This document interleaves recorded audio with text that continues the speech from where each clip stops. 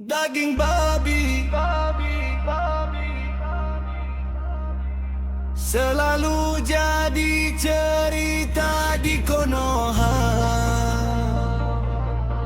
Daging babi harum selalu buat lapar.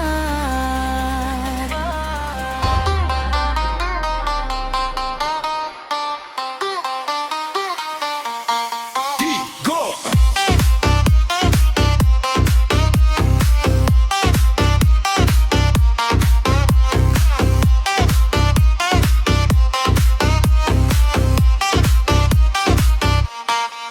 Digoreng enak, dibakar enak dan nikmat, disale enak juga, direndang enak, digulai enak, disup kuah enak, enak dan mantap, dimasak kecap enak banget, dipanggang gulai. Daging babi selalu buat lapar. Daging babi selalu buat lapar. Daging babi selalu buat lapar. Daging babi selalu buat lapar.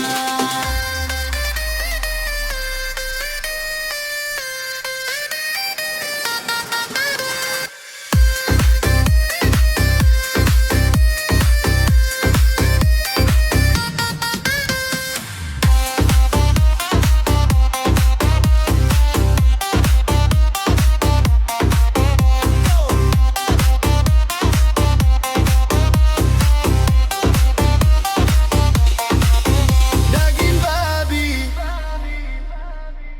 selalu jadi cerita di Konoha. Daging babi